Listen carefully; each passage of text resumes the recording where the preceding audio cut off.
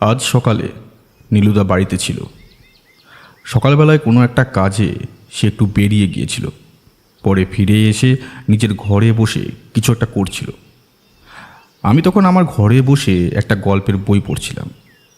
এখন কলেজের ছুটি চলছে, পরীক্ষা শেষ, তাই একটু অবসরের সময়। নীলুদা অবশ্য পড়াশোনা শুরু করে দিতে বলেছিল, পরের বর্ষের প্রস্তুতি নেওয়ার কথাও বলেছিল। কিন্তু আমার মন চাইছিল একটু জিরিয়ে নিতে। তাছাড়া কলেজে প্রতিদিন যাতায়াত করতে গিয়ে সারাদিনই প্রায় কেটে যায়। পড়াশোনা যে খুব একটা হয় তাও নয়। আমি বুঝে গেছি বেশিরভাগ পড়াই শেষ পর্যন্ত বাড়িতেই বসে করতে হয়। মাঝে মাঝে মনে হয় এই যাতায়াতের সময়টা যদি পড়াশোনার কাজে লাগানো যেত তাহলে আরও ভালো হতো।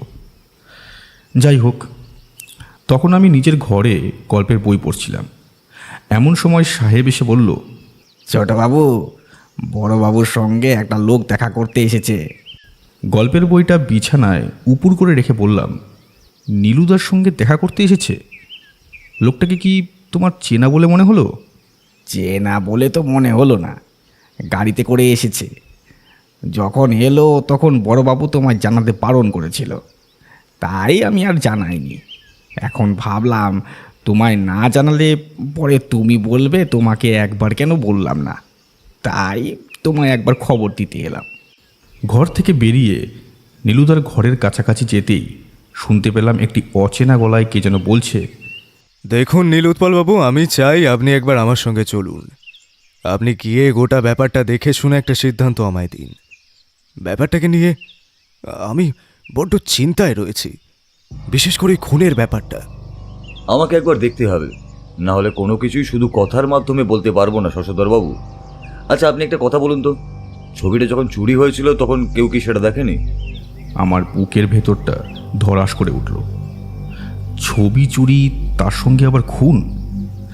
তার মানে দুই মিলিয়ে নতুন রহস্য নীলুদার সামনে আসতে চলেছে।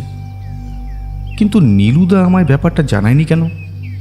সঙ্গে সঙ্গে মনে পড়ল, পড়াশোনা শুরু করার কথা নিয়ে অনেক দিন থেকেই বলছিল। তাহলে কি সেই কারণেই নীলুদা আমায় এমন একটা কেসের ব্যাপারে জানালো না? আমিও ঘরে গিয়ে ঢুকলাম না, বাইরের দেওয়ালের কাছে চুপ করে দাঁড়িয়ে রইলাম। সচরাচর আমি এমনটা করি না, কিন্তু এখন কিছুই করার নেই। নীলুদা তো নিজেই মাঝে মাঝে বলে, মাঝে মাঝে আমাদের এমন কাজই করতে হয় বুঝলি সজল, যেগুলো আসলেই ভালো নয়, কিন্তু তার পেছনের কারণটা যদি শক্ত হয় তাতে আর দ্বিধা করি না। নীলুদার এমন কথার পেছনে সঠিক যুক্তি ঠিকই আছে, তবে বুঝলাম নীলুদা আমায় আসল কথা জানাতে চায় না। তাই আমি নীলুদার কথাগুলো জানতে চাইলাম না। তবে বেশিক্ষণ দাঁড়াতে হলো না, একটু পরেই শুনতে পেলাম একটা পায়ের শব্দ। ওখান থেকে সরে আসতে যাব, তার আগেই নীলুদা দরজা খুলে বাইরে বেরিয়ে আমার দিকে তাকিয়ে বলল, সাহেব যে তোকে গিয়ে খবরটা দেবে সেটা আমি আগে থেকেই জানতাম, আর তুই এসে যে কথা শুনবি সেটাও আমি জানতাম। তুই বরং চলেই আয়। এখানে একটা কথা বলা দরকার। নীলুদা কথাগুলো এতটাই আস্তে আস্তে বলল যে আমি আর নীলুদা ছাড়া আর কেউ শুনতে পাবে না, অর্থাৎ ঘরে থাকা লোকটিও আমাদের কথা শুনতে পাবে না। আমি নীলুদার কথায় এগিয়ে গিয়ে ভেতরে ঢুকলাম। নীলুদা লোকটির সঙ্গে সামান্য আলাপ পরিচয় করিয়ে দেওয়ার পর এক পাশের কাঠের চেয়ারে বসে লোকটি বলে উঠল, দেখুন, আপনি আমার সঙ্গে গেলে আমার আপত্তি নেই। আপনার সঙ্গে যে আপনার এই ভাইপোটি সবসময় সঙ্গে থাকে সে কথা আমি জানি। তাছাড়া আপনাদের সঙ্গে একজন থাকে বলে শুনেছি, তিনি প্রাক্তন পুলিশ অফিসার, তাতেও আমার আপত্তি নেই। পরীক্ষিতবাবু এই সময় শহরে নেই, তিনি আমাদের সঙ্গে যাবেন না। আমি আর সজল যাব, তবে আপনি একটু অপেক্ষা করুন, না হলে সজলের সঙ্গে কথা বলুন, আমি এক্ষুনি আসছি। নীলুদা বেরিয়ে যাওয়ার পরে লোকটা আমার দিকে তাকিয়ে সামান্য হাসল। লোকটি ফর্সা, লম্বা চেহারা, মাথায় মাঝারি আকারের চুল পেছনের দিকে পেতে আছড়ানো, চোখে একটা চশমা, গলায় সোনার চেন, হাতে আংটি, হাতে ঘড়ি, সব কিছুই দামি। পোশাক আশাক এবং পরিপাটে যে একটা আর্থিক সচ্ছলতার ভাব আছে সে কথা বেশ ভালোই বোঝা যাচ্ছে।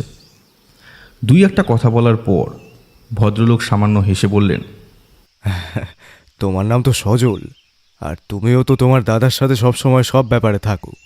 তুমিও তার মানে ছোট গোয়েন্দা, কি বলো? নীলুদার সঙ্গে আমি নানা ব্যাপারে থাকি, সে কথা ঠিক, কিন্তু আমি তেমন কিছুই জানি না। কিন্তু আপনার ব্যাপারটা কি বলুন তো, মানে ছবি চুরি নাকি অন্য কিছু? ছবিটা আমার কাছে খুব গুরুত্বপূর্ণ, তবুও শুধু ছবি চুরির ব্যাপারটা হলে আমি অতটা চিন্তা করতাম না। কিন্তু তার সঙ্গে একটা খুনও হয়েছে। আমার খুব কাছের এক বন্ধু খুন হয়েছে। দুটো ব্যাপারের মধ্যে বেশ কয়েকটা অদ্ভুত মিল রয়েছে, আর সেই কারণেই মনে মনে বেশ রোমাঞ্চ অনুভব করলাম। এই কেসের দুটোই রয়েছে। আমি অনুমান করতে পেরেছিলাম লোকটি যেন বিষয়টি বলবো বলবো করেও বলতে চাইছে না। হয়তো আমায় এখন ছোট বলেই মনে করছে। আমি তো কলেজে পড়ি, এখন আর ছোট নই। কিন্তু ভদ্রলোক যখন বলছেন না, আমিও কিছু বললাম না। একটু পরে নীলুদা আসতেই আমরা বেরিয়ে পড়লাম। আমরা গাড়িতে গিয়ে উঠতেই গাড়ি চলতে শুরু করলো।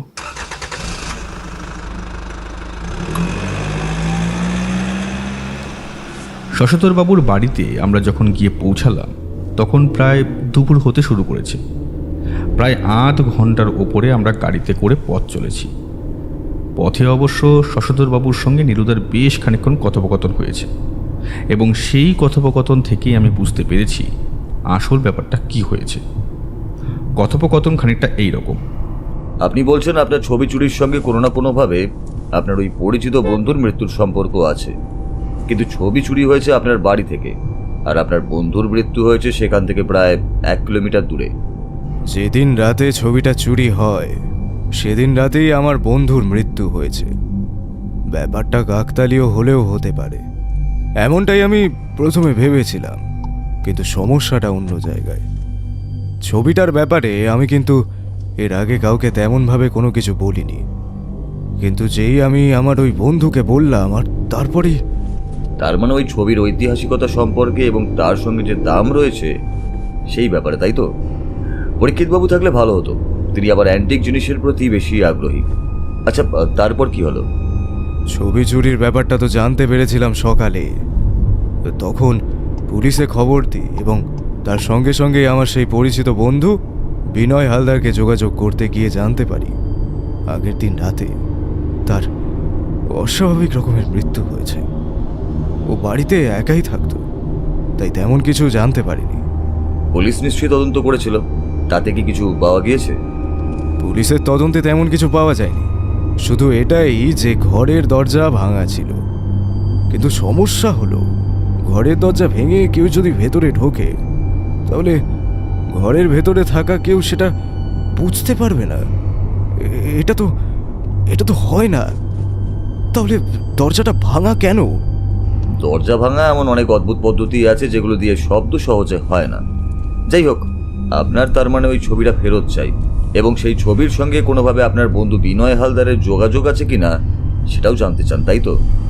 ধীরে ধীরে মাথা নাড়িয়ে নীলুদার কথায় সম্মতি জানালেন শশধরবাবু।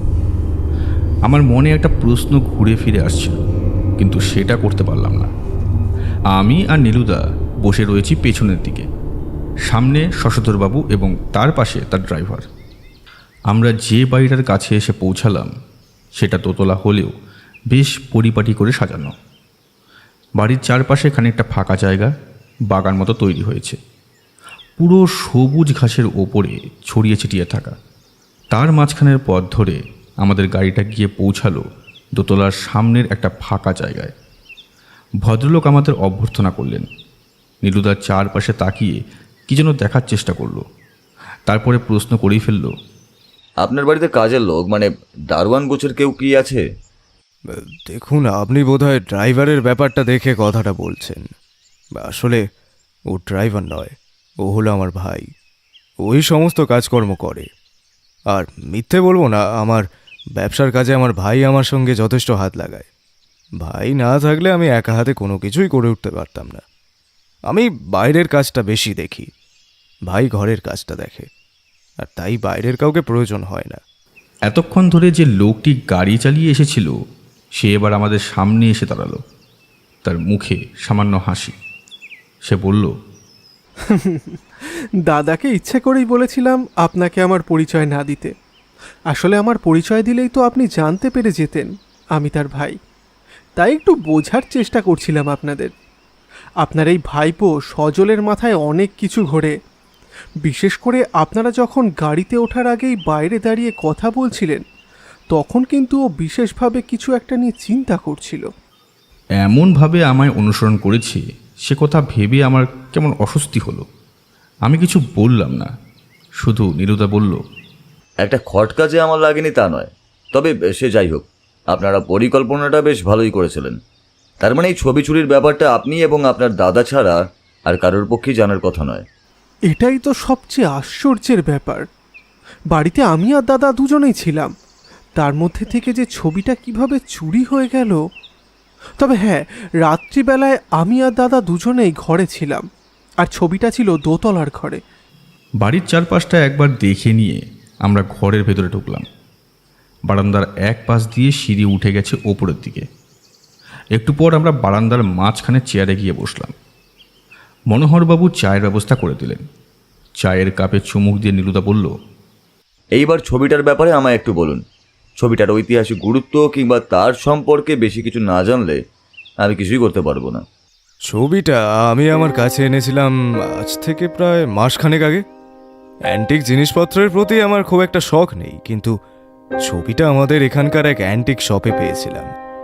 যে দোকানের থেকে নিয়েছিলাম সে দোকানের মালিক আমার পরিচিত। তার সঙ্গে কথায় কথায় ছবিটার ব্যাপারে জানতে পেরে সেটা নিয়ে এসেছিলাম। ছবিটা আমাদেরই কোনো বাঙালি আর্টিস্টের আঁকা। তার নাম ছিল গোপাল চক্রবর্তী। আজ থেকে প্রায় 100 বছর আগে এই ছবি, এবং এই ছবির সঙ্গে নাকি আরও বেশ কয়েকটি ছবি এঁকে তিনি সেই সময়টা এক প্রদর্শনী করেছিলেন। তার নাম ডাক বেশ ভালোই হয়েছিল। তার সব ছবির মধ্যে এই ছবিটি ছিল সবচেয়ে বেশি দামি। আর প্রায় বছরখানেক আগে এই ছবিটা এক পুরনো জমিদার বাড়ি থেকে এসে পৌঁছায় আমার বন্ধুর আর্ট গ্যালারিতে। গোপাল চক্রবর্তী, নামটা শোনা শোনা বলেই মনে হচ্ছে। আজ থেকে প্রায় 70-80 বছর আগে ভদ্রলোক মারা যায়। যতদূর মনে পড়ছে তার একটা নয়, 2-3টে ছবি বেশ নাম করেছিল। আচ্ছা, আপনার কাছে যে ছবিটা ছিল সেটা কি কোনো মন্দিরের ছবি? নীলুদার কথায় শশধরবাবুর মুখে একটা উত্তেজনার হাসি ফুটে আবার মিলিয়ে গেল। তিনি বললেন, গোপাল চক্রবর্তীর ব্যাপারে যে আপনি সত্যি অনেকটা জানেন সেটা বোঝাই যাচ্ছে। হ্যাঁ, এটাই সেই মন্দিরের ছবিটা। এমন এক মন্দির যে মন্দিরটা ছবিতে দেখেই আশ্চর্য বলে মনে হয়।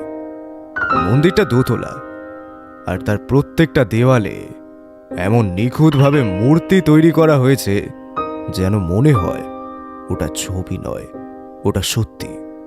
গোপাল চক্রবর্তী জল রং ব্যবহার করতেন, কিন্তু জল রং এবং তার নিজের তৈরি এক বিশেষ রং ব্যবহার করে তিনি এমন ছবি এঁকেছেন যা একেবারে নিখুঁত এবং সত্যিকারের বলেই মনে হতো। কিন্তু ওটা যদি গোপাল চক্রবর্তীরই ছবি হয় তাহলে তার বাজার মূল্য তো অনেক বেশি হবে, কারণ মৃত্যুর পরই তার নাম হয়েছিল বেশি। কিন্তু সেই ছবি আপনার কাছে এলো এবং আপনার কাছ থেকে চুরিও হয়ে গেল। আপনি এই ছবির কথা কাউকে বলেছিলেন? এইখানেই তো আসল সমস্যা নীলবাবু। ছবির কথা আমি বলেছিলাম আমার ভাই ছাড়া একমাত্র আমার ওই বন্ধু বিনয় হালদারকে। তাও মাত্র একদিন আগে তাকে কথাটা বলেছিলাম। মানে যেদিন বিনয় মারা যায় তার 2-1 দিনের মধ্যে তাকে কথাটা বলেছিলাম। তারপরেই ছবি চুরি এবং বিনয়ের মৃত্যু দুটোই একদিনে হলো।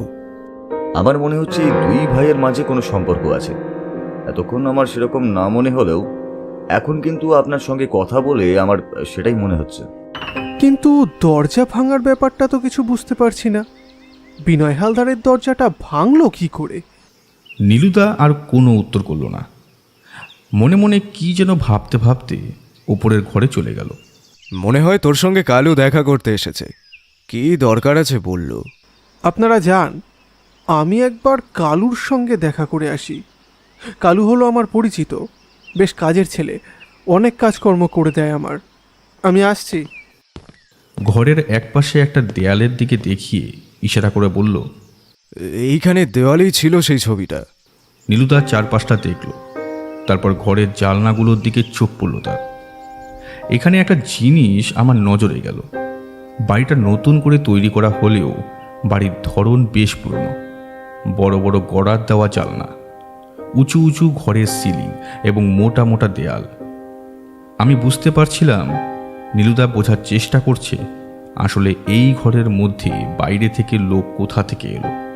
গোপাল চক্রবর্তীর সেই ছবির মূল্য আপনি বুঝতেই পারছেন, এবং তার সঙ্গে বিনয়ের মৃত্যু, এই দুটোর ব্যাপারে আপনাকে তদন্ত করে দেখতে হবে। আমি আপনার উপর ভরসা করছি আপনি অপরাধীকে শাস্তি দিতে পারবেন। নীলুদা উত্তর করল না। সমস্ত কিছু ভালো করে দেখে আমরা সেখান থেকে নেমে এলাম। শশধর বাবুর সঙ্গে কথা বলে মনোহর বাবুর সঙ্গে আমরা আবার গাড়িতে গিয়ে উঠলাম।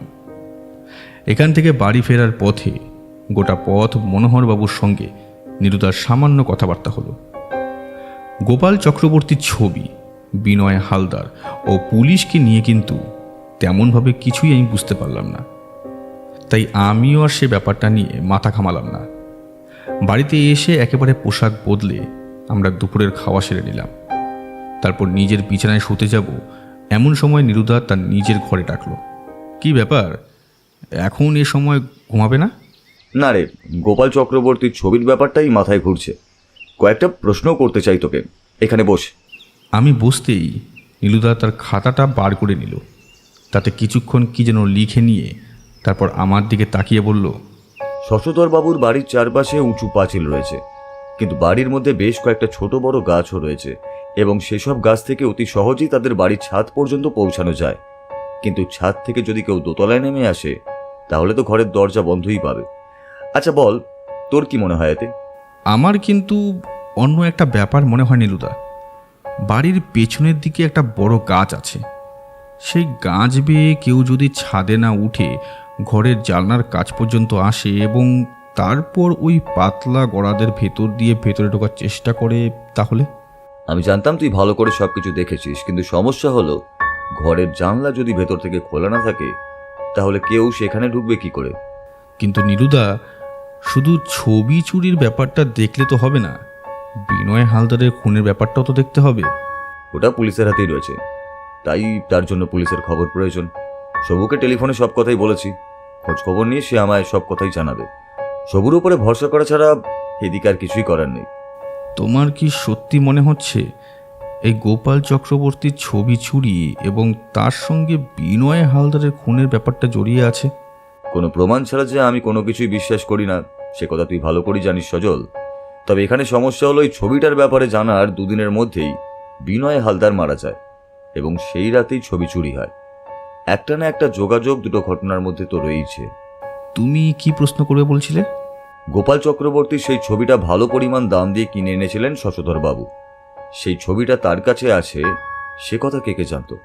ওই তো ভদ্রলোক আর তার ভাই মনোহরবাবু জানতেন, আর বিনয় হালদারকে বলেছিল।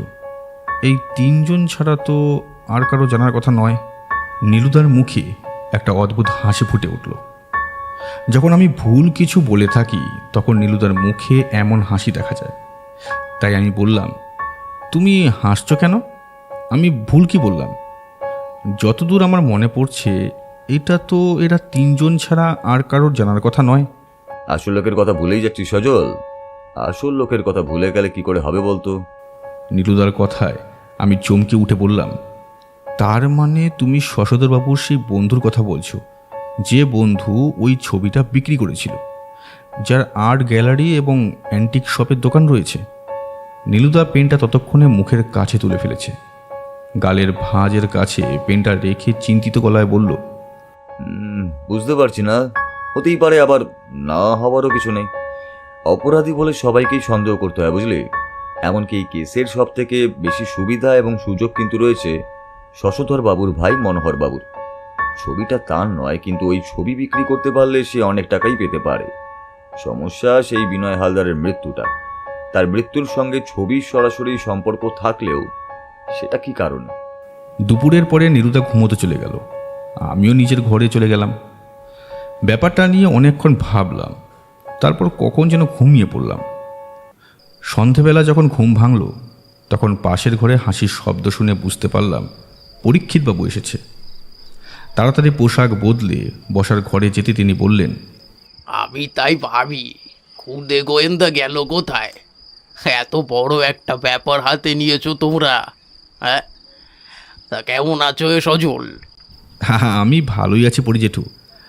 আপনি শুনলাম শহরের বাইরে গিয়েছিলেন, তা এত তাড়াতাড়ি চলে এলেন? আমি গিয়েছিলাম 3 দিন আগে একটা পুরনো তলোয়ার দেখতে। সেই তলোয়ার নাকি এক সময় মুঘল আমলের সম্পত্তি ছিল। সেই সম্পত্তিটাই এখন বিক্রির চেষ্টা চলছে।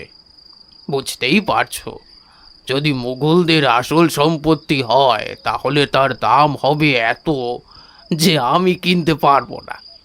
তাছাড়া সেটা সরকারি সম্পত্তি বলেও গণ্য হতে পারে।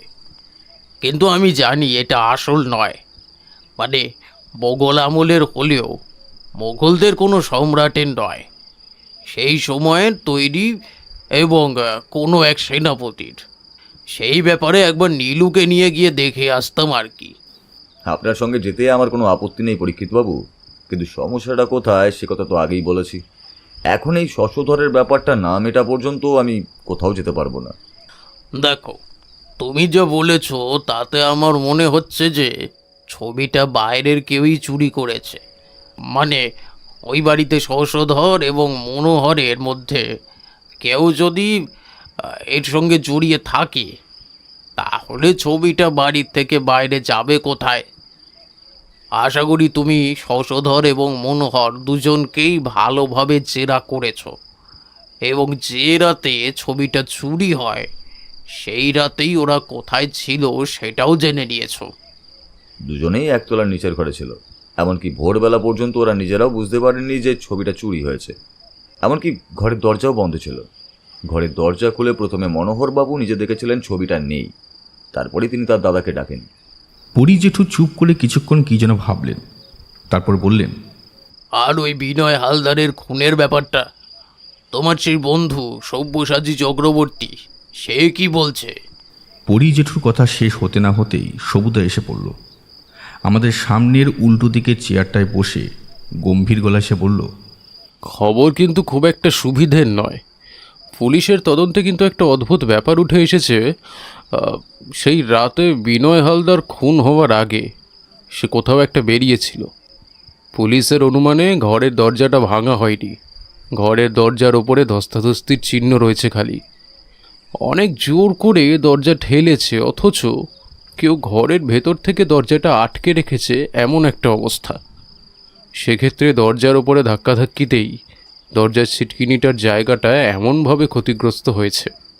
আর তাছাড়া জায়গাটা আগে থেকেই খারাপ ছিল, তাই সামান্য আঘাতেই সেটা ভেঙে যায়। তাই পুলিশ তো প্রথমত অনুমান করেছিল যে দরজাটা কেউ ভেঙে ভেতরে ঢুকেছে। তার মানে কেউ দরজা ভেঙে ভিতরে যায়নি। কিন্তু তাহলে সেদিন রাতে বিনয় হালদারের বাড়িতে এলো কে? আর তার চেয়েও বড় প্রশ্ন, সেদিন রাতের বেলা বিনয় হালদার কোথায় বেরিয়েছিল? নীলুদার কথায় আমি, পরি জেঠু, সবুদা সকলে চুপ করে চিন্তামগ্ন হয়ে বসে রইলাম।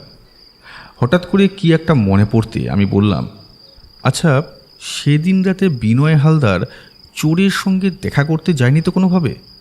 মানে সেদিন রাতে ছবিটা চুরি হওয়ার পরেই তো বিনয় হালদার মারা গিয়েছিল। হতেই পারে বিনয় হালদার চোরকে দেখেছিল, আবার এটাও তো হতে পারে যে বিনয় হালদারকে যে খুন করেছে সেই আসলে চোর, আর কোনোভাবে ছবিটা চুরি করতে তাকে দেখে ফেলে। অবিশ্বাস্য ব্যাপার কিছুই নয়। বিনয় হালদারের বাড়ি শশধরবাবুর বাড়ির প্রায় 1 কিলোমিটারের মধ্যেই, তাই সেখান থেকে তার বাড়ি যাওয়া খুব একটা সমস্যার ব্যাপার নয়। তাহলে কি চোর অনুসরণ করে বিনয় হালদারের বাড়িতে গিয়েছিল? তাহলেও তো সমস্যা থেকেই যাচ্ছে। যদি চোর অনুসরণ করে বিনয়বাবুর বাড়িতে যান, তাহলে চোর ফিরে এসে তার ঘরের দরজা দিয়ে ঢুকে তাকে এমনভাবে খুন করতে যাবে কেন? কোথাও একটা সমস্যা আছে, এমন কোনো একটা সমস্যা রয়েছে যেটা আমরা খুঁজে বার করতে পারছি না। আচ্ছা, বিনয় হালদারের বাড়িতে লোকজন কেউ নেই, মানে যার সঙ্গে কথাবার্তা বলে তার ব্যাপারে কোনো কিছু জানা যাবে? পুলিশ খোঁজখবর করেছে, বিনয় হালদার বাড়িতে একাই থাকতো। তার পাশের বাড়ির এক প্রতিবেশীর কাছ থেকে কথাবার্তা বলে তার ব্যাপারে তেমন কিছুই জানা যায়নি। সেই প্রতিবেশীর সঙ্গে আমি একবার কথা বলে দেখতে চাই।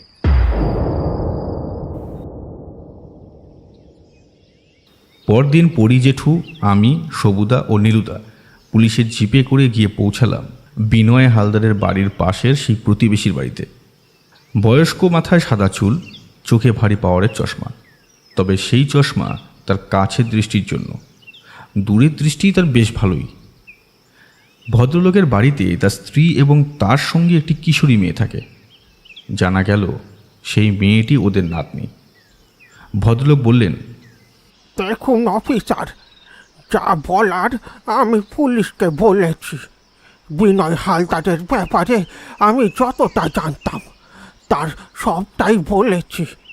আপনি পুলিশকে হয়তো সব কথাই বলেছেন, কিন্তু আরেকবার যদি আমাদের একটু কষ্ট করে বলেন, মানে এই বিনয় হালদারের খুন আর গোপাল চক্রবর্তীর চুরি যাওয়ার ছবিটার ব্যাপারটাই আমি দেখছি। আমার মনে হচ্ছে দুটোর মধ্যে কোনো সম্পর্ক আছে। পুলিশ বলছে সেদিন রাতে বিনয় হালদার কোথাও বেরিয়েছিল। এই ব্যাপারে আপনি কি কিছু বলতে পারবেন? পুলিশ মিথ্যা বলেনি। সেদিন বিনয় বাইরে কোথাও একটা বেরিয়েছিল। আমার ঘরের ওই দিক দিয়ে বিনয় বাড়ির সামনের দিকটায় দেখা যায়। সেদিন জানলার পাল্লাটা সামান্য ফাঁকা করে রেখেছিলাম। আসলে আমার বয়স হয়েছে, তাই ঘুম না এলে রাতের বেলায় আলো জ্বেলে ঘরের মধ্যেই বই পড়ি। কাছের পাওয়ার ওই করে গেছে, তাই এখন চশমা পরেই বই পড়ি। সেদিনও বসে বই পড়ছিলাম, হঠাৎ কি কারণে যেন চোখটা চলে গেল সামনের দিকে। বোধহয় লোহার গেট খোলার শব্দে। দেখি একটা টর্চ নিয়ে সামনের দিকে চলতে চলতে দরজার দিকে এগিয়ে চলেছে কেউ একটা। ওটা যে বিনয় হালদার নিজেই ছিলেন, সে ব্যাপারে আপনি এতটা নিশ্চিত হচ্ছেন কি করে? বিনয় রাতের বেলায় যখন ফিরত তখন এমন করেই টর্চ মেরেই যেত। তাছাড়া টর্চটা যখন দরজার কাছে গিয়ে বন্ধ করে তার আগে একবার তার মুখের ওপর টর্চটা পড়েছিল, কিন্তু তার মুখ দেখে মনে হচ্ছিল সে কোনো কারণে হয়তো ভয় পেয়েছিল। বারবার সে পেছনের দিকে তাকাচ্ছিল। এই কথাটা আপনি আশা করি পুলিশকে বলেছেন, তাই তো? হ্যাঁ, বলেছি, সব কিছুই বলেছি। তারপরেই বিনয় দরজা খুলে ঘরের ভেতরে ঢুকে যায়। তারপরে আর কিছু জানি না, কারণ এরপর আমি বইটা বন্ধ করে আলো নিভিয়ে শুয়ে পড়েছিলাম। কিন্তু তখন কি আর জানতাম এমন কিছু একটা হবে? আগে থেকে জানতে পারলে অনেক কিছুই হয় না। কিন্তু নীলু, আমার কিন্তু মনে হয় এর একটু পরেই ওই অপরাধী এসেছিল। সেদিন খুব হাওয়া দিচ্ছিল, তাই বিনয় হালদার চিৎকার করলেও তার শব্দ আশেপাশের দিকে ছুটে না আসার একটা কারণ তো রয়েছে। বিনয় হালদার যে মারা গেছে সে ব্যাপারটা পরদিন সকালে আপনি ঠিক কখন জানতে পারলেন?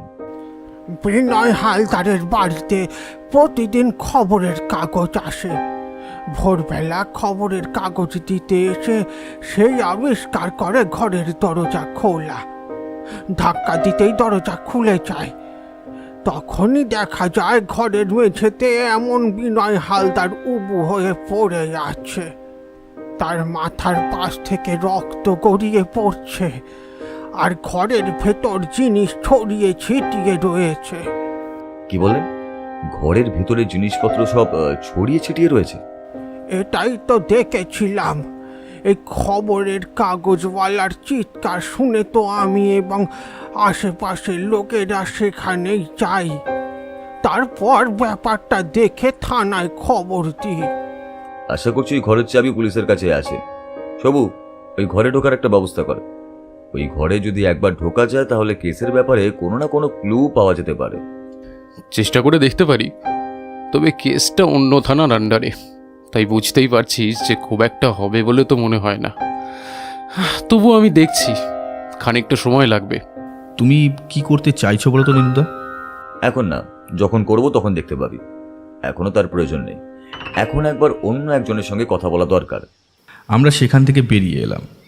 সবুদা পুলিশের জিপ নিয়ে চলে গেল সেই থানার অফিসারের কাছে ওই ঘরে ঢোকার একটা ব্যবস্থা করতে।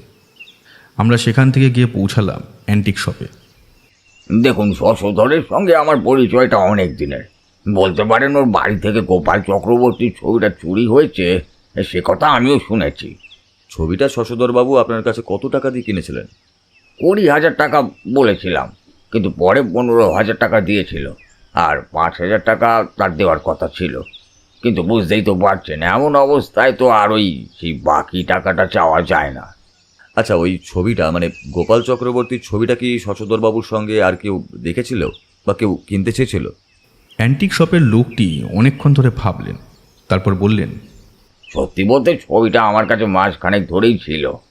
অনেকেই সেটা দেখে গিয়েছিল, কিনতেও চেয়েছিল, কিন্তু 20,000 টাকার দাম শুনে কেউই নিতে চায়নি।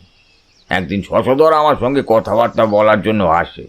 গোবিন্দ চক্রবর্তীর ছবিটা দেখে তার বেশ ভালো লেগে যায়। আসলে ছবির প্রতি একটা আকর্ষণ তার সবসময়ই ছিল, তাই তাকে 20,000 টাকার বদলে 15,000 টাকায় ছবিটা দিয়েছিলাম। তবে 5,000 টাকা আমায় পরে দিয়ে দেবে সে কথা বলেছিল। কিন্তু ছবিটাকে আরও অনেকেই কিনতে চাইলেও সে ব্যাপারে আমি কিছুই বলতে পারবো না, কে আর কি না। নীলুদার মুখে একটা চিন্তার ভাঁজ ফুটে উঠেছিল। সেটা ক্রমশ গভীর হতে লাগলো। পেছনে দাঁড়িয়ে থাকা পরিজেঠু কি যেন একটা দেখেছিলেন। একটা মূর্তি হাতে নিয়ে ইশারায় আমায় কাছে ডেকে বললেন, সজল, মূর্তিটা দেখো। মূর্তিটা এত বড় অথচ এতটা হালকা হওয়ার তো কথা নয়। মনে হয় মূর্তিটার কোথাও কিছু একটা ব্যাপার আছে। আমি দেখলাম একটা নতুন বাক্স। সেই বাক্সের মধ্যে ছোট বড় কয়েকটা পিতলের মূর্তি। বোধহয় আজই নতুন এসেছে, তাই এগুলো এখনও তোলা হয়নি। দোকানের মধ্যে দু একজন লোক রয়েছে, ঘুরে ফিরে মাঝে মাঝে কাস্টমার দেখছে এবং মাঝে মাঝে জিনিসপত্র এখানে ওখানে তুলে রাখছে। আমাদের দিকে নজর পড়তেই তাদের একজনকে সেটা তুলে নিয়ে যাওয়ার কথা বললেন এই অ্যান্টিক শপের মালিক। তাছাড়া অ্যান্টিক জিনিসপত্র সম্পর্কে পরিজেঠুর যে কীরকম উৎসাহ আছে সে কথা আমি ভালোভাবেই জানি। এদিকে নীলুদা লোকটির সঙ্গে আরও কয়েকটি কথাবার্তা বলে তাকে নমস্কার জানিয়ে বেরিয়ে পড়ল। নীলুদাকে দোকানের বিষয়টি বলতেই সে বলল, এই দোকানে এমন অনেক জিনিসই আছে যেগুলো আসলে অ্যান্টিক নয়। আসল অ্যান্টিকের সঙ্গে মাঝে মাঝে নকল কিংবা যাকে বলে ওই অ্যান্টিকদের আদলে তৈরি করা এমন জিনিসপত্র বিক্রি করা হয়। এটা যদিও বেআইনি, কিন্তু সেক্ষেত্রে কিছুই করার থাকে না, কারণ সেগুলোকে রেপ্লিকা বলে অনেকেই চালাতে পারে। কিন্তু নকল রেপ্লিকাকে আসল বলে চালিয়ে দেওয়া তো আইনত অন্যায়। কিন্তু কোন রেপ্লিকাকে নকলের বদলে আসল বলে চালানো হবে সেটা তো আপনি জানতে পারবেন না। আপনি যদি ওটাকে দেখে কিছু বলতে চান তাহলে তখনই দোকানদার বলবে ওটা আসলে রেপ্লিকা এবং আসল জিনিস পাওয়া যায়নি, তাই নকল জিনিসের চাহিদাই বেশি। তার মানে সব জায়গাতেই একটা 2 নম্বরই ব্যবসা চলছে বলো? দেশটা কি আর এমনি এমনি উচ্ছন্নে চলে যাচ্ছে? আসল জিনিসের বদলে নকল জিনিসে গোটা দেশটা ভরে গেছে, তাই তো এই অবস্থা। ঠিক তখনই নীলুদা অ্যান্টিক শপের পেছনের দিকে রাস্তাটা বরাবর ছুটতে শুরু করেছে আর হাতের ইশারায় ছোট করে আমায় বলল, সজল, চলে আয়। কথাটা বলার সঙ্গে সঙ্গে নীলুদা এক মুহূর্তের মধ্যে দোকানের পেছনের রাস্তার ছোট গলির মধ্যে ঢুকে পড়ল। আমি আর পরিজেঠু নীলুদাকে অনুসরণ করছিলাম, কিন্তু ওই মুহূর্তের মধ্যে আমাদের মধ্যে দূরত্ব বেড়ে উঠেছিল অনেকটা। ছোট গলির মধ্যে প্রবেশ করতেই দেখতে পেলাম একটা লোক সামনের দিকে ছুটতে ছুটতে চলে যাচ্ছে এবং তার থেকে বেশ খানিকটা দূরে নীলুদা অনুসরণ করে বলছে, দাঁড়াও বলছি, আমার কাছে কিন্তু রিভলভার আছে, আমি কিন্তু গুলি চালাতে বাধ্য হব। লোকটা বোধহয় ব্যাপারটা বুঝে একবার পেছনের দিকে তাকিয়ে দেখে নিল, তারপর আবার দৌড়তে লাগলো। নীলুদার কাছে রিভলভার নেই, সেটা রেখেই বেরিয়েছিল। কিন্তু এমন একটা সময় রিভলভার থাকলে যে কতটা সুবিধা হতো সেই কথাটা ভেবেই আমি মনে মনে আফসোস করছিলাম। ছোট গলির ভেতরের রাস্তা, দুপাশে ছোট বড় বাড়িগুলো মিলিয়ে বলা যায় দেওয়ালের মতো তৈরি হয়েছে। লোকটা দৌড়তে লাগলো সামনের দিকে, বোধহয় সামনের জায়গাটা পেরিয়ে অন্য রাস্তায় পৌঁছাবার চেষ্টা করছে। পরিজেঠু বলে উঠলেন, ওভাবে ধরতে পারবে না নীলু। এই রাস্তাটা সোজা গিয়ে সামনের হাইওয়ের কাছে পড়েছে। সেখানে একবার চলে গেলে সেখান থেকে চারিদিকে অনেক জায়গা রয়েছে পালানোর। আরেকটু এগিয়ে গেলেই একটা ডোবা, তার পাশ থেকে জঙ্গল মতো জায়গা। সেখানে ঢুকে পড়লে খুঁজে আর পাবে না। জঙ্গল পর্যন্ত পৌঁছতে দেব তারপরে তো? কথাটা বলেই নীলুদা একটা আশ্চর্য কাণ্ড করল। সেটা দেখে আমি অবাক হয়ে গেলাম। নীলুদাকে আমি সব সময় আমার চোখের সামনে দেখেছি কেস না থাকলে ঘরে বসে বইপত্র এবং পুরনো ইতিহাসের জিনিসপত্র নিয়ে ঘাটাঘাটি করে। এইসব করেই তার সময় কেটে যায়। সেই নীলুদা যে এত দ্রুত ছুটতে পারে সে ধারণা কিন্তু আমার ছিল না। লোকটা ব্যাপারটা বুঝতে পারেনি। সে বারবার দৌড়তে দৌড়তে পেছনের দিকে তাকিয়ে দেখছিল। মুহূর্তের মধ্যে নীলুদা তার দৌড়ানোর গতি বাড়িয়ে ফেলায় লোকটা হতভম্ব হয়ে গেল। সামনের দিকে তাকিয়ে নিজেও দ্রুত সামনে ছোটার চেষ্টা করতে গিয়ে বোধহয় পথের এক পাশে কিছু একটা থাকায় তার ওপরে হুমড়ি খেয়ে পড়ল। সঙ্গে সঙ্গে একটা কুকুরের চিৎকার শুনে বুঝতে পারলাম রাস্তার কোথাও একটা কুকুর ছিল, তার ওপরেই গিয়ে পড়েছে লোকটা। কুকুরটাও প্রায় চিৎকার করে উঠে ঝাঁপিয়ে পড়তে গেছে লোকটার ওপরে। মুহূর্তের মধ্যে লোকটা নিজেকে সেখান থেকে সরিয়ে নিয়ে সামনে এগোতে যাবে, কিন্তু ততক্ষণে নীলুদার হাত তার ঘাড়ের উপরে গিয়ে পড়েছে। অনেক দৌড় করিয়েছিস, প্রথমেই বলেছিলাম চুপ করে দাঁড়াতে, আমার কথা শুনলি না তো? এতক্ষণে আমাদের চোখে পড়ল যে লোকটা আমাদের সামনে দাঁড়িয়ে আছে সেই লোকটার মাথায় একটা টুপি, মুখের কাছে কাপড় জাতীয় কিছু একটা জড়িয়ে রেখেছে। লম্বা কাপড় গায়ে এমনভাবে জড়িয়ে রেখেছে যে চট করে কোনো কিছুই বোঝা সম্ভব নয় যে আসলে ভেতরে কে আছে। নীলুদা এগিয়ে গিয়ে লোকটার মুখের কাপড়টা সরাতেই যাবে, এমন সময় প্রচণ্ড একটা ধাক্কায় নীলুদাকে ফেলে দিয়ে লোকটা ছিটকে গেল পেছনের দিকে। কিন্তু সেই ছিটকে যাওয়ার সময় তার মাথার টুপির মতো জিনিসটা গেল খুলে পড়ে। চোখের নিমিষে সামনের দিকে এগিয়ে জঙ্গলে ঢুকে পড়ল। এমন একটা ব্যাপার যে ঘটে যাবে সেটা ভাবতে পারেনি। নীলুদা সেই টুপির মতো জিনিসটা হাতে নিয়ে একরকম মনে মনেই বলল, আমি ভাবতেই পারিনি যে লোকটা এমনভাবে পালাবার চেষ্টা করবে, কিন্তু এমন সময় এমনভাবে চোখ মুখ সমস্ত কিছু ঢেকে নিজেকে আড়াল করে রাখার প্রয়োজনটাই বা কি ছিল? তুমি ঠিক আছো তো নীলু? আমি তো ভয় পেয়ে গিয়েছিলাম। তোমার কাছে রিভলভার নেই, লোকটার কাছে যদি কিছু থাকতো। তুমি এমন ভাবে মাঝে মাঝে কি যে করো না। লোকটাকে ধরা প্রয়োজন ছিল পরীক্ষিত বাবু। আমার মনে হয় এই লোকটা গোটা ব্যাপারের সঙ্গে জড়িয়ে রয়েছে, আর তার জন্য নিজের মুখ দেখাতে চায় না। তার মানে কি আমরা লোকটাকে চিনি? লোকটাকে না চিনলে তার মুখটা ঢাকার তো কোনো প্রয়োজন ছিল না, কারণ এই এলাকা আমাদের নয়, তাই এখানকার সমস্ত লোকেদের আমাদের চেনার কথাও নয়। একদম ঠিক কথা বলেছিস। লোকটার চোখ দুটো আমার কেমন যেন চেনা চেনা বলেই মনে হলো। তাছাড়া মাথার টুপিটা সরে যাওয়ার পর তার চুলটাও। যাই হোক, এখন আমাদের হাতে করার মতন আর কিছু নেই। যাওয়ার সময় শশধর বাবুর সঙ্গে দেখা করে যাওয়াটা দরকার। এমন একটা ধুমধুমার কাণ্ডের পর যে আরেকটা ব্যাপার বাকি ছিল সেটা জানতাম না। শশধর বাবুর বাড়িতে এসেই দেখতে পেলাম নীলুদার ডান হাতের কাছে লম্বা করে একটা কাটা দাগ, আর তা থেকে বেশ রক্ত ঝরছে। নীলুদা এতক্ষণ হাতের রুমালটা দিয়ে সেটা আড়াল করে রেখেছিল। শশধর বাবুর বাড়িতে এসে একটা ফার্স্ট এড বক্স নিয়ে আমি নীলুদার সেই কাটা জায়গাটায় রক্ত মুছে তারপর পট্টি করে দিলাম। হাতের আঘাতটা লাগলো কখন?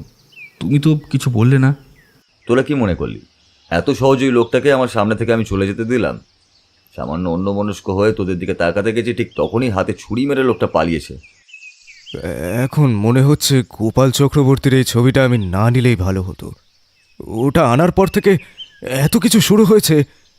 একটা কথা আপনাকে বলি, কিছু মনে করবেন না। আপনাকে কেসটা নিয়ে আর ঘাঁটতে হবে না। আপনার এমন অবস্থা, যদি কোনো ক্ষতি হয়ে যায় তাহলে আমি নিজেকে ক্ষমা করতে পারবো না। আমি আর পরিজেঠু অবাক হয়ে তাকালাম শশধরবাবুর দিকে। বোধহয় নীলুদার হাতের আঘাতটা দেখে তিনি ভয়ে এমন কথা বলছেন। আমি ভাবলাম নীলুদা হয়তো তাকে বোঝাবার চেষ্টা করবে, কিন্তু আমায় অবাক করে দিয়ে নীলুদা বলে উঠল, বেশ, আপনি যখন চাইছেন না তখন আপনার এই কেসটা আমি আর নিচ্ছি না। ঠিক তখনই শশধরবাবুর ভাই মনোহরবাবু আমাদের জন্য চায়ের ব্যবস্থা করে নিয়ে এলেন। তিনি হাসতে হাসতে সামনের একটা চেয়ারে বসে বললেন, আমারও মনে হয় এটাই ঠিক হবে। আসলে যা হওয়ার তা তো হয়েই গেছে। একটা ছবি খুঁজতে গিয়ে আবার কেউ বিপদে পড়ুক, তা আমরা চাই না। আসলে এমনও তো হতে পারে যে এই ছবির সঙ্গে বিনয় হালদারের খুনের কোনো সম্পর্কই নেই। বিনয় হালদারের ঘরটা পুলিশ আটকে রেখেছে। ভেবেছিলাম ওইখানে একবার যাব, মানে ওই বাড়িতে ঢুকে যদি কিছু পাওয়া যায়। পুলিশের সঙ্গে কথাবার্তা বলে সুযোগের ব্যবস্থাও করেছি। তালা ভেঙে তো আর ঘরে ঢোকাটা ঠিক নয়। পুলিশ সাহায্য করলে তবেই যেতে পারবো। এই ঘরে কি আছে বলুন তো? মানে আপনি ঠিক কী কারণে ওখানে যেতে চাইছেন? হ্যাঁ, এখন তো আর কোনো প্রশ্নই আসে না, তবে যাব বলেই ভেবেছিলাম। বিনয় হালদার খুন হয়েছে ওই ঘরে, হতেই পারে সেখানে কোনো না কোনো একটা ক্লু রয়েছে। তাছাড়া ঘরের দরজা ভেঙে অপরাধী ভেতরে ঢুকেছিল। আরও একটা কথা, হয়তো বিনয় হালদারের মৃত্যুর 3 দিন পরে ওই ঘরে আবার কেউ ঢুকেছিল। পাশের বাড়ির লোকটি তাকে দেখতেও পেয়েছিল। এই কথাটা আমাদেরও জানা ছিল না। আমি অবাক হয়ে তাকিয়ে রইলাম। দেখি নীলুদার মুখ আগের মতো সেই অদ্ভুত রহস্যময় ও গম্ভীর। এমনভাবে যখন নীলুদা কথা বলে তখন বোঝা যায় সে গভীরভাবে ভেবে কিছু একটা বলছে। বাড়িতে এসে কিন্তু নীলুদা কেসের ব্যাপারে একটাও কথা বলল না। অনেকক্ষণ ধরে চুপ করে বসে থাকার পর পরিজেঠু বলল, এটা তুমি কি করলে বলো তো নীলু? এত দূর পর্যন্ত এসে এত কিছু করার পরেও সব কিছু ছেড়ে দিলে। নীলু, তুমি কি সত্যি সত্যি এই ছুরির আঘাতের জন্য ভয় পেয়ে গেলে নাকি? হে, আপনার কি সত্যি সত্যি তাই মনে হয়? আর সজল, তুইও কি বিশ্বাস করিস আমি এই কেসটা ছেড়ে দিয়েছি? সেটা বিশ্বাস করি না, কিন্তু তুমি নিজেই তো শশধরবাবুর মুখের ওপরেই বলে এলে এই কেসের ব্যাপারে তুমি তদন্ত করছো না। সত্যি সজল, তুই সত্যি সত্যি বোকা হয়ে যাস মাঝে মাঝে। তিনি বলেছেন এই কেসের ব্যাপারে আমায় মাথা না ঘামাতে। আমি যদি মাথা না ঘামাই তাহলে তো সমস্যায় পড়তে হবে না আমাকে। আর যদি নিজে থেকে মাথা ঘামাই সেটা তো আর শশধরবাবুকে বলতে হবে না। তাই শশধরবাবুকে বলে দিলাম এই কেসে আমি থাকবো না, এবং তারপরে যদি কেসটায় আমি মাথা ঘামাই তাহলে সেটা আমি ব্যক্তিগতভাবে করতে পারবো। সেক্ষেত্রে আমাদের সবুর সাহায্যের দরকার পড়বে, এবং ওই এলাকার থানার লোকেদের সঙ্গেও আমার কথা হয়েছে। সেই অফিসারও আমাদেরকে সাহায্য করতে রাজি রয়েছে। তাহলে এবার তুই বল, শশধরবাবুর কথার বিরোধিতা করে কেসটাকে হাতে নিতে চাওয়ার মতো বোকামি আমি কেনই বা করতে যাব? আমিও এমনটাই আন্দাজ করেছিলাম, কিন্তু এক্ষেত্রে তুমি কাকে সন্দেহ করছো? এর চেয়েও আগে প্রয়োজন সেই ছবিটাকে খুঁজে বার করা। সবুর সঙ্গে কথা হয়েছে, আর সন্ধ্যেবেলা আমায় একটু বেরোতে হবে। তবে চিন্তা নেই পরীক্ষিতবাবু, আপনি সন্ধ্যাবেলাটা এখানেই থাকবেন সজলের সঙ্গে। আমি ফিরে এসেই আপনাদের সমস্ত কথা বলবো। নীলুদার এমন কথায় আমি খুশি আর দুঃখ দুটোই একসঙ্গে পেলাম। নীলুদার এমন কথা মানে কেসটা প্রায় সমাধান হয়ে এসেছে। আর একটু সময় পেলেই নীলুদা সব কিছু খুঁজে বার করতে পারবে। আর দ্বিতীয়ত, নীলুদা সবুদা আর পুলিশের সঙ্গে একা একাই যাবে। সেখানে আমি কিংবা পরিজেঠু থাকবো না। এটাই যে দুঃখের বিষয়। আসলে সময় লাগতে পারে অনেকটা, সে কারণেই আমি তোমাদের কাউকে নিয়ে যাচ্ছি না। তাছাড়া ব্যাপারটা বড্ড জটিল, সেটা আমি ফিরে এসেই তোমাদেরকে বলবো। একটু পরে পুলিশের জিপে করে চলে গেল নীলুদা। আমি আর পরিজেঠু খানিকটা দাবা খেলার পর পরিজেঠু বললেন, আমার মনে হয় যে লোকটি তোমার দাদার ওপরে আক্রমণ করেছিল সেই লোকটি তোমার দাদাকে খুব ভালোভাবে চেনে। লোকটাকে নীলুদা সামনে থেকে দেখেছিল, চিনতে পেরেছে বোধহয়। আর চিনতে পেরেছে বলেই বোধহয় লোকটা এমনভাবে ছুরি দিয়ে আঘাত করে তারপর পালিয়ে গেল। কিন্তু লোকটা কে হতে পারে বলুন তো? চেনা কেউ ছাড়া অন্য কেউ হবে না। কিন্তু এই কেসের ব্যাপারে চেনা বলতে শশধর, মনোহর, বিনয়বাবু, আর এদিকে শপের দোকানদার, আর যে বয়স্ক লোকটি আমাদের এই সমস্ত ব্যাপারে কথা বলেছিল সেই লোকটি। কিন্তু তাহলে এদের মধ্যে কাকে সন্দেহ করব? পরিজেঠু ভাবতে লাগলো, আমিও ভাবছিলাম। অনেক ভাবনা চিন্তা করেও যখন কিছু বেরোলো না, তখন মনে হলো এর চেয়ে ধাবা খেলা অনেক সহজ। নীলুদা ফিরে এলো রাতের দিকে, তবে তখন তার মুখে যেন যুদ্ধজয়ের হাসি। কিছুক্ষণ পর জানা গেল পরিজেঠু রাতের বেলা আমাদের বাড়িতেই থাকবে। সাহেব আবার খাবারের ব্যবস্থা করলো। খাবার টেবিলে বসে কথা শুরু করলো নীলুদা। গোবিন্দ চক্রবর্তীর সেই ছবিটার কথা আমি এর আগে শুনেছি, তবে এই প্রথমবার সেটা দেখতে পেলাম। ছবিটা বেশ সুন্দর। ছবিটার দাম 15,000 টাকা, খুব একটা বেশি নয়। তবে ছবিটা আমি নিজের চোখেই দেখে এসেছি। তার মানে ছবিটা তুমি খুঁজে পেয়ে গেছো? তুমি ছবিটা পেলে কোথায়, আর গোটা ব্যাপারটা আসলে কি? সব কিছুই বলবো। এমন কিছু ঘটেছে যার ধারণা পর্যন্ত আমরা করতে পারিনি। নীলুদার কথা শুনে আমরা চুপ করে থাকলাম। কিছুক্ষণ পর নীলুদা নিজেই বলতে শুরু করলো। এই কেসের সমস্ত কিছু শুরু হয়েছে ওই অ্যান্টিক শপে আমরা যেখানে গিয়েছিলাম, সেই অ্যান্টিক শপের দোকান থেকে। অ্যান্টিক শপের দোকানে শশধরবাবুর আগে আরেকজন সেখানে গিয়েছিলেন ওই ছবিটাই কিনতে, কিন্তু তার কাছে ওই অ্যান্টিক শপের মালিক 20,000 টাকা দাবি করেছিল। 20,000 টাকা দিতে না পারায় সে সেখান থেকে চলে আসে এবং ছবিটার আশা ছেড়ে দেয়। সে ছবিটি কিন্তু সে কিনতে চেয়েছিল অন্য একটা কারণে। ওই ছবিটা কিনে তারপর ব্ল্যাক মার্কেটে একটু বেশি টাকায় বিক্রি করে খানিকটা লাভ করতে চেয়েছিল সে। তারপর সেই ছবিটা শশধরবাবু কিনে নিয়ে তার বাড়িতে চলে যান। অপরাধী সেই ছবিটা শশধরবাবুর বাড়িতে দেখতে পেয়েছিল, কিন্তু সমস্যা হলো শশধরবাবুর বাড়িতে দিনের বেলা বেশিরভাগ সময় শশধরবাবু আর না হলে মনোহরবাবুই থাকে। দিনের বেলা চোর সেখানে ঢুকতে পারবে না। রাতের বেলা দুজনেই একতলার ঘরে ঘুমোতে যায়। ছবি থাকে দোতলার ঘরে, যেখানে জানলার গড়াত এতটাই বড় বড় যে জানলার পাল্লা একবার খুলতে পারলে সেখান থেকে রোগা মানুষের পক্ষে ভিতরে ঢুকে আসা সম্ভব। সেই কাজটাই সে করে। গাছ বেয়ে উঠে জানলার গড়াত দিয়ে ঘরের ভেতরে ঢুকে আসে, কিন্তু কিন্তু সেক্ষেত্রে একটা ব্যাপার, সেটা হলো ঘরের জানলার ছিটকিনিগুলো ভেতর থেকে খোলা থাকতে হবে। বাইরে থেকে চোর দরজা খুলতে পেরেছিল, না হলে দরজা না ভেঙে ওই ঘরের ভেতরে ঢোকা কিন্তু অসম্ভব।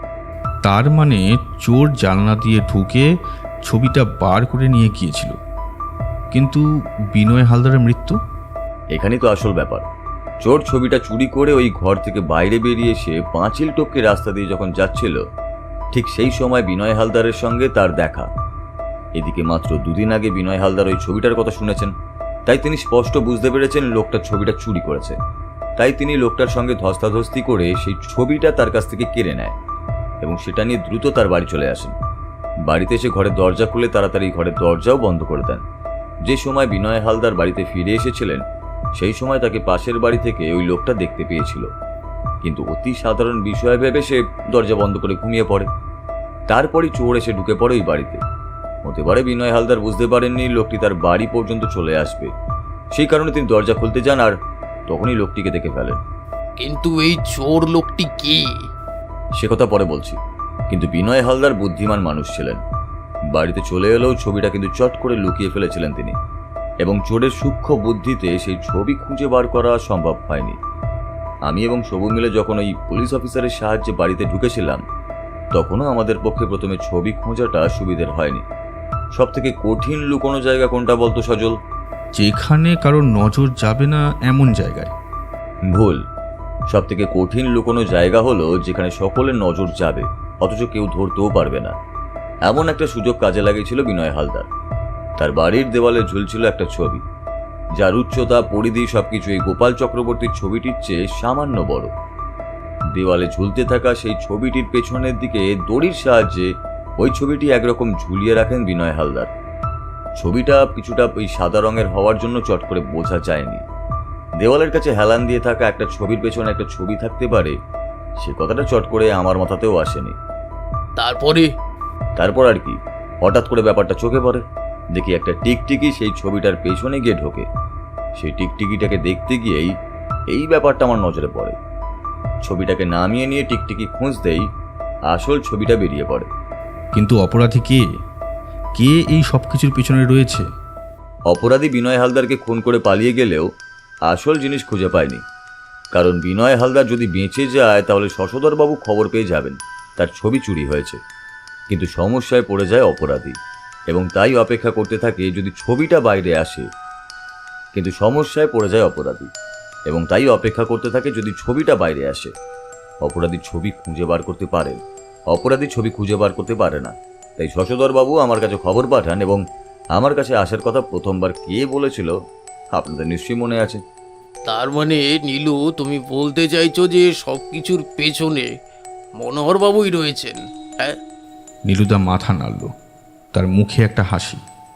খাবার প্রায় শেষ প্রান্তে। আমি আর পরিজেঠু অপেক্ষা করে আছি বাকি কথাগুলো শোনার জন্য।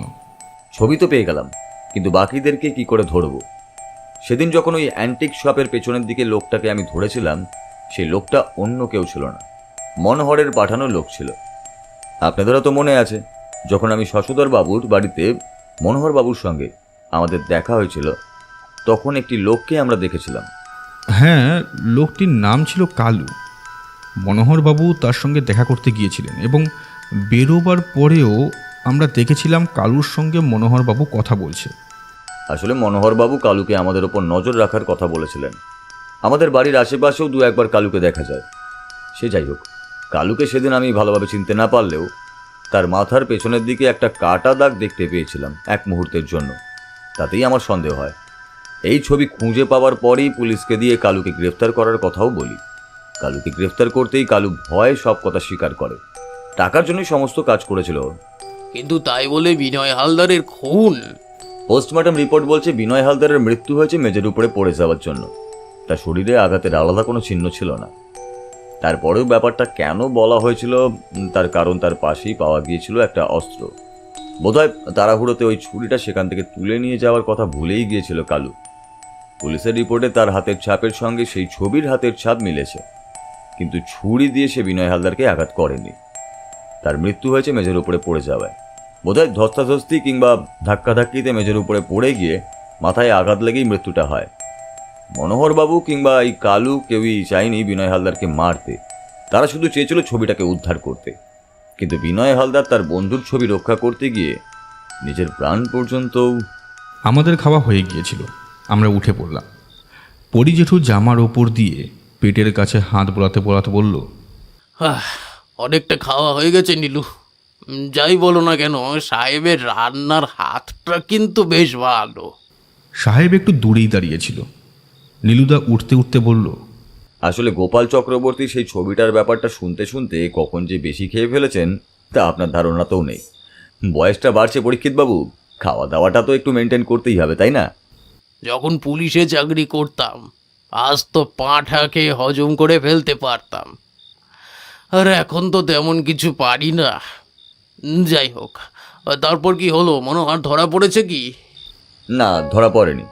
সে বোধহয় ব্যাপারটা বুঝতে পেরেছিল, তাই আমরা যখন পুলিশ নিয়ে শশধরবাবুর বাড়িতে যাই তখন তাকে আর সেখানে পাওয়া যায় না। তবে আশা করি খুব শীঘ্রই ধরা পড়বে। আসলে শশধরবাবুর সঙ্গে নানা কাজে সে জড়িয়ে থাকলেও টাকা পয়সা সমস্ত ব্যাপারটা অসৎভাবে নিজেই দেখতেন। মনে হয় একটু ঘোড়ার রেস বা জুয়া খেলারও নেশা ছিল, সে কারণে কিছু টাকা ধারও হয়েছিল, তাই সে এই কাজটা করেছিল। আর কালু ছিল তার এই কাজের সঙ্গী। কালু ধরা পড়েছে, তাই মনোহর ধরা পড়তে খুব একটা বেশি দেরি হবে না। আমরা উঠে পড়লাম। যাক, তাহলে রহস্যের সমাধান হলো।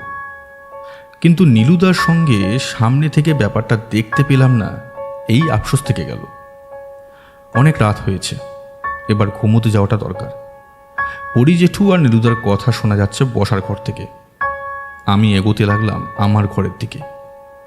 সত্যি এইবার কিন্তু ঘুম পাচ্ছে। মনে মনে কল্পনা করতে লাগলাম গোপাল চক্রবর্তীর তৈরি সেই জল রং আর তার নিজে তৈরি করা রঙের আঁকা মন্দিরের ছবিটা কেমন দেখতে হবে। ভাবছি নীলুদাকে বলে একবার ছবিটা দেখতে যাব।